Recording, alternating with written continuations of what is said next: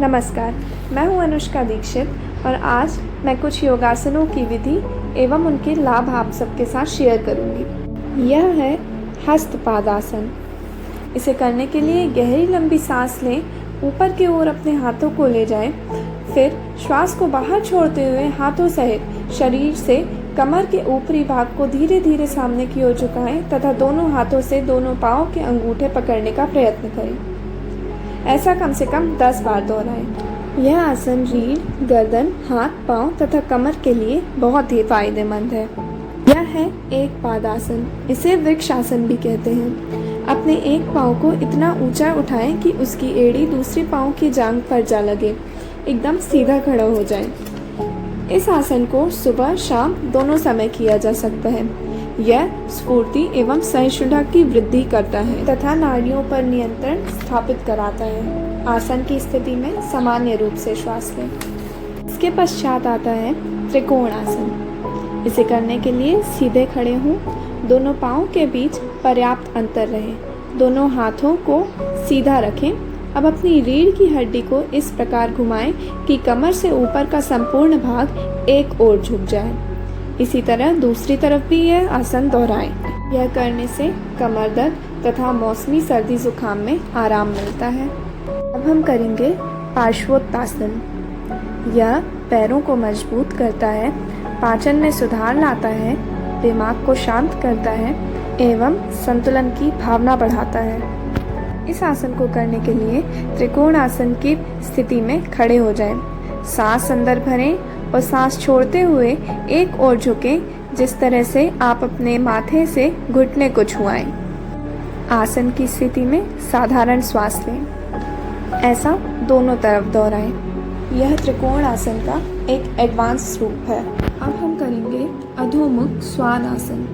इसे करने के लिए अपने पैरों और हाथों के बल पर शरीर को उठाएं और टेबल जैसी आकृति बनाएं। सांस को बाहर निकालते हुए धीरे धीरे कमर को ऊपर की ओर ले जाएं। ये तय करें कि शरीर उल्टे वी के आकार में आ जाए।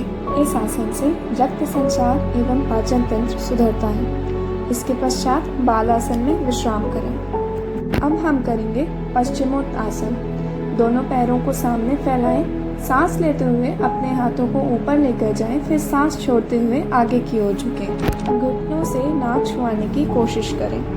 यह आसन अनावश्यक मोटापा कम करने में मदद करता है। अगला हम करेंगे परिवृत्त जानुशीर्षासन। इसे करने के लिए एक पैर मोड़ लें और दूसरा पैर सीधा रखें। दोनों पैर के बीच 90 डिग्री का एंगल बनाएं। लंबी गहरी सांस लें और सांस छोड़ते हुए अपने दोनों हाथों से पैर को छुएं, जैसा कि वीडियो में दिखाया गया है। यह आसन चिंता, थकान और सिर दर्द की परेशानियों से छुटकारा दिलाता है। हाई बीपी, अनिद्रा और साइनस के लिए भी फायदेमंद है। अगला हम करेंगे उपविष्ट कोण आसन। अपने पैरों को सीधा करें और जितना हो सके फैला लें। टखने ऊपर की ओर होना चाहिए। इस स्थिति में कमर में एक झुकाव महसूस करेंगे। जितना हो सके अपनी कमर को झुकाएं। असुविधा होने पर या बिगनर्स मुलायम कुशन पर भी बैठ सकते हैं। थोड़ा स्ट्रेच करें। इसके बाद धीरे धीरे सांस छोड़ते हुए सामान्य स्थिति पर वापस आ जाएं। अब हम करेंगे उष्ट्रासन। घुटनों के बल से अपने हाथों से पीछे झुकते हुए एड़ियों को छुएं, गर्दन को ढीला छोड़ दें। ऐसी स्थिति में 30 से 60 सेकंड तक रुकें। धीरे धीरे वापस आएं और बालासन में विश्राम करें। अब हम कुछ एडवांस योग आसन देखेंगे। यह है एक पाद राज कपोत आसन। इसे करने के लिए अधोमुख श्वान आसन में आएं, फिर पैर के घुटने को हथेलियों के बीच से लाते हुए ज़मीन पर रखें। दूसरे पैर को पीछे की ओर ले जाएं ताकि आपके घुटने का ऊपरी हिस्सा आपकी पीठ की तरफ हो और पैर का अग्रभाग ज़मीन की तरफ हो। अब अपनी सुविधा अनुसार पैर को सिर से छूने की कोशिश करें। ऐसा दूसरी तरफ भी दोहराएं। यह आसन आंतरिक अंगों को उत्तेजित करता है, पीठ के निचले हिस्से में दर्द और जकड़न कम करता है, साइटिका जैसे दर्द में भी राहत दिलाता है। स्ट्रेचिंग के लिए एक बहुत ही अच्छा आसन है। यह आसन ब्लड प्रेशर नियंत्रित करता है एवं मांसपेशियों का तनाव भी दूर करता है। आखिरी में बालासन में विश्राम करें। इसी आसन का एक वेरिएशन मरमेड पोज भी है।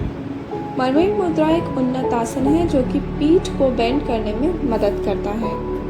इस आसन को करने से पीठ दर्द से राहत मिलती है, इसलिए इसका अभ्यास नियमित रूप से करते रहें। यह आसन कंधों और छाती को भी मजबूत बनाता है। इस आसन के द्वारा एक शक्तिशाली पाचन तंत्र भी निर्मित होता है। इस आसन के बाद बाल आसन अवश्य करें। एक बात ध्यान रखें कि अपनी क्षमता अनुसार ही इस आसन का अभ्यास करें। क्षमता से अधिक करने का प्रयत्न नहीं करना चाहिए। एडवांस योगा किसी योग्य गुरु के निर्देशन में ही करना चाहिए। इसके बाद हम करेंगे पूर्ण भुजंगासन। पहले भुजंगासन में अपनी पीठ को पीछे की ओर स्ट्रेच करें, फिर पैरों को आगे लाते हुए अपने पैरों से सिर को छूने का प्रयत्न करें। धीरे धीरे ही यह अभ्यास करें, जितना हो सके उतना ही करें। इसके पश्चात बाल आसन पर विश्राम करें। अब हम देखेंगे चक्रासन या ऊर्ध्व धनुरासन और उसके कुछ एडवांस वेरिएशन। इसके नियमित अभ्यास से तनाव दूर होता है, आँखों की रोशनी तेज होती है, पाचन भी स्वस्थ रहता है, पेट के अतिरिक्त मोटापा को भी यह कम करता है। अस्थमा के रोगियों को इसका अभ्यास नियमित रूप से करना चाहिए। इसे करने से फेफड़ों को अधिक ऑक्सीजन मिलती है, हाथों, पैरों और पीठ की मांसपेशियों को भी मजबूत बनाता है। चक्रासन के एडवांस वेरिएशन किसी सुयोग्य योगी के देखरेख में ही करने चाहिए, अतः गलत तरीके से अभ्यास करने पर इससे लाभ की अपेक्षा हानि पहुंचने की संभावना अधिक रहती है। अगला है गरुड़ासन। यह पैरों और बाहों की मांसपेशियों को मजबूत करता है और तंत्रिकाओं को टोन करता है। पीठ के ऊपरी हिस्से, कमर और कंधों में भी खिंचाव लाता है। अगला है स्वर्ग ध्वजासन। इसे बर्ड ऑफ पैराडाइज पोज भी कहा जाता है।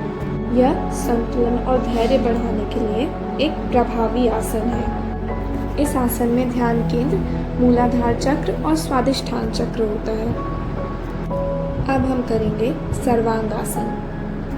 सर्वांगासन में पैर ऊपर की तरफ होने की वजह से गुरुत्वाकर्षण के कारण रक्त का फ्लो विपरीत दिशा में पैरों से मस्तिष्क की ओर अच्छा होता है, जिससे दिमाग को अच्छा पोषण मिलता है। यह रीढ़ की हड्डी को फ्लेक्सिबल और मजबूत बनाता है, पीठ की ताकत को बढ़ाता है और पीठ का पोस्चर भी ठीक करता है। इसी पोज में हम हल आसन में जाएंगे, पैरों को स्ट्रेट रख के, और फिर उसके बाद घुटनों को सिर से छुआएंगे। हल आसन के अभ्यास से दिमाग को शांति मिलती है। ये स्ट्रेस और थकान से निपटने में भी मदद करता है। इसके बाद बाल आसन में विश्राम करें।